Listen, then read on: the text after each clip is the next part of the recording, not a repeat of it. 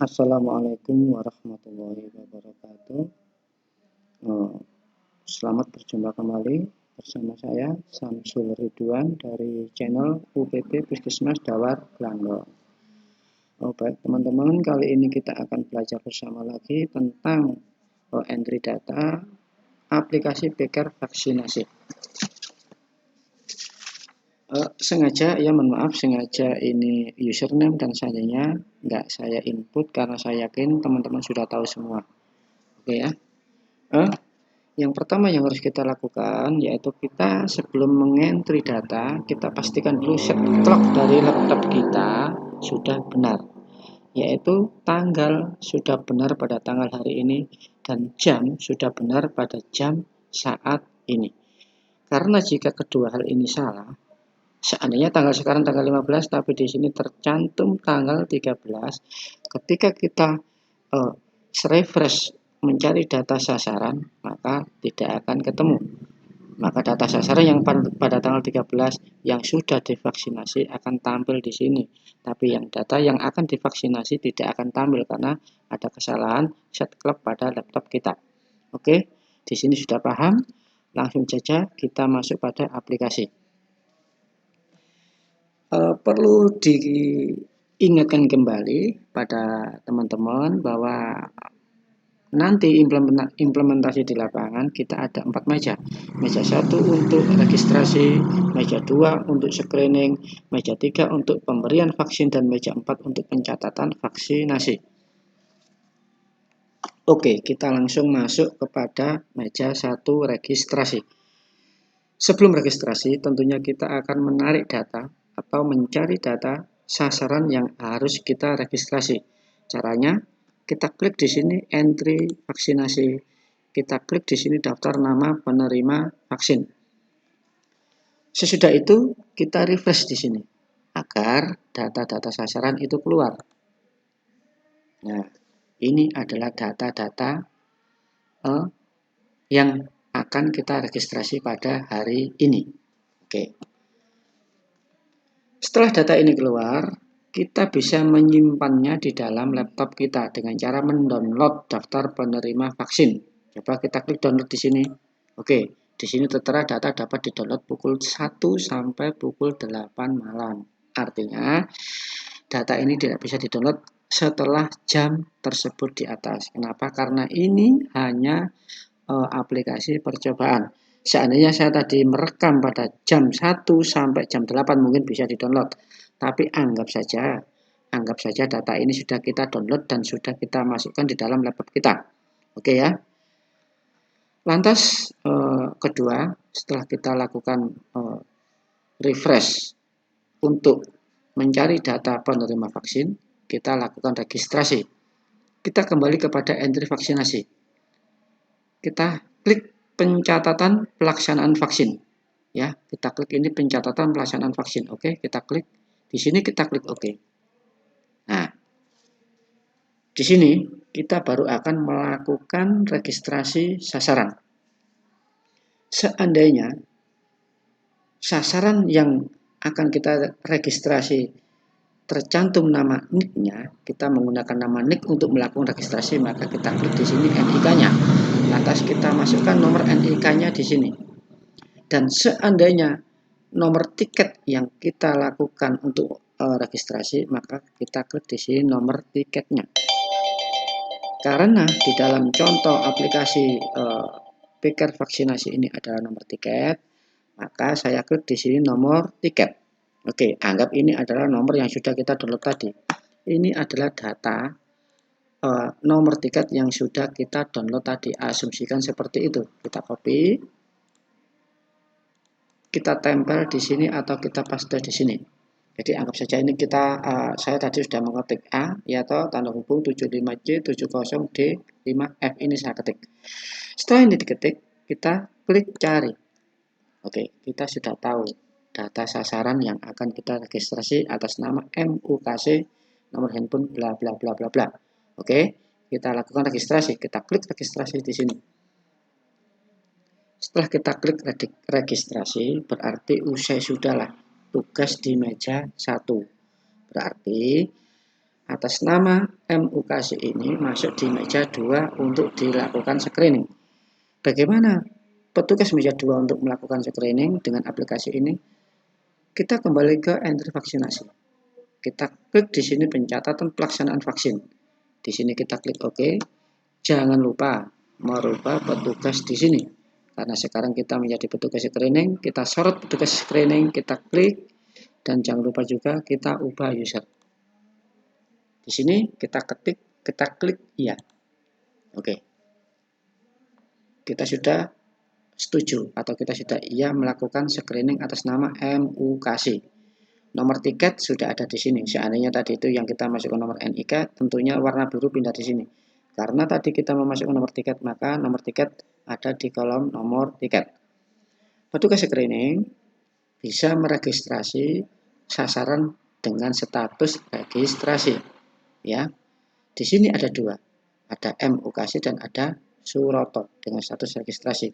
Oke, kita ambil kesepakatan, kita registrasi dulu atas nama MUKC yang tadi sudah saya registrasi. Kita klik di sini nomor tiketnya. Oke, maaf, bukan diregistrasi, yang kita screening maksud saya. Ya, oke, kita klik nomor tiketnya untuk kita lakukan screening. Oke, bagaimana caranya kita melakukan screening? Kita cukup mengklik screening di sini, kita klik. Nah, di sini sudah ada 3 pertanyaan pemeriksaan tubuh dan 16 pertanyaan screening. Oke, suhu. Kita asumsikan suhunya 36 derajat. Sistol kita buat 120. Distol kita buat diastolnya 80. Oke. Setelah itu kita tanyakan pada pasien sasaran. Pertanyaan pertama, apakah Anda pernah terkonfirmasi menderita COVID-19? Jika ya, kita klik ya. Jika tidak, kita klik tidak. Anggap ini tidak. Pertanyaan kedua, apakah Anda sedang hamil atau menyusui? Jika ya, kita klik ya. Jika tidak, kita klik tidak. Kita klik tidak. Oke. Untuk mempersingkat waktu, anggap kita buat kesepakatan dari 16 pertanyaan ini, pihak sasaran menyatakan tidak semua. Kita klik tidak semua. Ini hanya untuk mempercepat proses pembelajaran, Bapak Ibu ya. Kita klik tidak semua. Oke. Karena dari 3 pertanyaan pemeriksaan tubuh dan 16 pertanyaan screening sudah terisi, maka kita klik submit. Sudah selesai.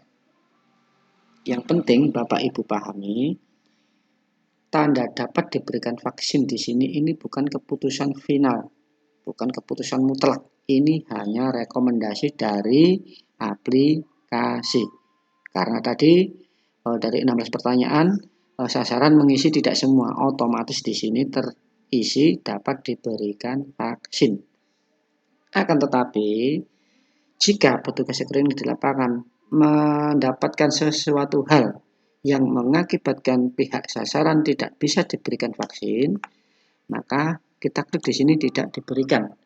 Kita isi screening, keterangan screeningnya kenapa tidak diberikan vaksin. Jika pada sasaran tadi bisa diberikan vaksin tapi dengan penundaan, maka kita klik di sini vaksinasi ditunda. Selanjutnya keterangan screening kita isi di sini kenapa ditunda atau tanggal kapan ditunda. Oke. Untuk mempersingkat waktu, asumsikan saja dari aplikasi merekomendasikan ini dapat diberikan screening, dapat diberikan vaksin, dan dari pihak petugas screening juga setuju untuk diberikan vaksin. Lantas bagaimana caranya? Kita klik di sini simpan. Oke. Proses penyimpanan sudah selesai. Berarti selesai sudahlah tugas di meja 2 sebagai petugas screening. Beralihlah atas nama MUKC ini ke meja 3 untuk diberikan vaksin. Setelah diberikan vaksin, tentunya di meja 4 akan melakukan pencatatan pemberian vaksin. Bagaimana caranya? Kita kembali di entry vaksinasi, kita sorot pencatatan pelaksanaan vaksin, kita klik di sini, kita klik OK. Jangan lupa, tadi kan petugas screening, kita rubah menjadi petugas observasi. Kita klik di sini. Setelah kita klik petugas observasi, jangan lupa kita ubah user. Di sini kita klik ya. Nah, di meja 4 sudah ada pilihan di sini. Jadi, meja 4 melihat status pasien atau sasaran dengan status dapat diberikan vaksin. Kita pilih di sini sasaran mana saja yang dapat diberikan vaksin. Kebetulan tadi MUKC yang sudah dari meja 3 ke meja 4, maka atas nama MUKC inilah yang akan kita berikan vaksin. Yang sudah diberikan vaksin tadi. Vaksin apa yang sudah diberikan? Maka kita catat di sini. Bagaimana caranya? Kita sorot dan kita klik nomor tiket atas nama MUKC. Sudah di sini terlihat nama MUKC. Pada tanggal sekian, pada jam sekian sudah diberikan vaksin. Oke, lantas vaksin apa yang sudah diberikan? Kita pilih vaksin di sini. Tentunya ini ada 4 vaksin ya. Bisa jadi ada vaksin merah putih, ada vaksin Sinovac, ada vaksin CanSino, ada vaksin Sinopharm ya. Tapi di dalam aplikasi ini terekam hanya ada 1 vaksin, yaitu Corona vaksin. Oke, kita klik di sini karena memang nggak ada pilihan lagi. Anggap saja vaksin yang diberikan adalah Corona vaksin. Kita klik. Oke, sudah. Setelah itu kita catat nomor bat vaksinnya.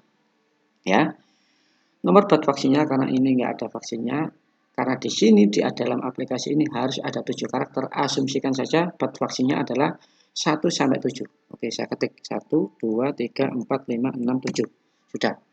Setelah itu kita ketik di sini keterangan. Anggap saja terlaksana. Oke, atau sudah selesai. Setelah itu kita ketik simpan. Oke. Meja 4 sudah menyimpan aplikasi atas nama MUKC. Kita lihat statusnya di sini yaitu pemberian vaksin selesai. Ketika pemberian vaksinnya, ketika dia dinyatakan pada saat vaksin sudah diberikan, 30 menit sasaran sesudah diberikan vaksin, barulah kita klik status pulang. Saya ulangi lagi. Ketika 30 menit sasaran sudah diberikan vaksin, maka baru status pulang ini kita klik. Ya, anggap ini sasaran sudah 30 menit ya.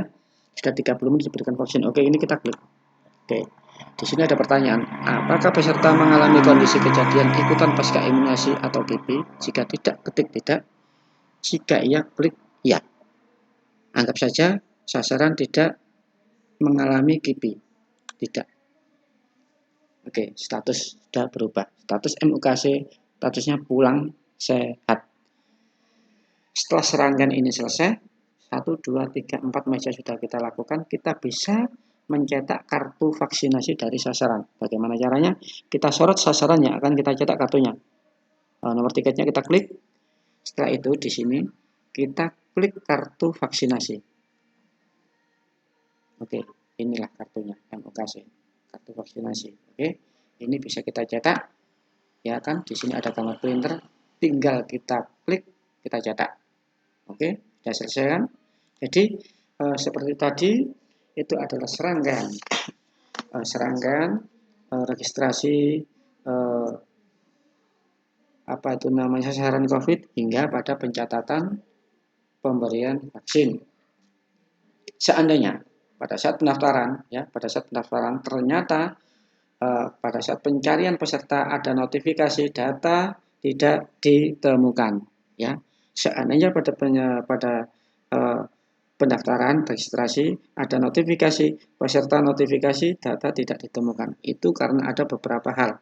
Ada 2 opsi. Opsi pertama, mungkin peserta tidak terdaftar di Vaskes tersebut atau di Vaskes yang ada di aplikasi kita ini.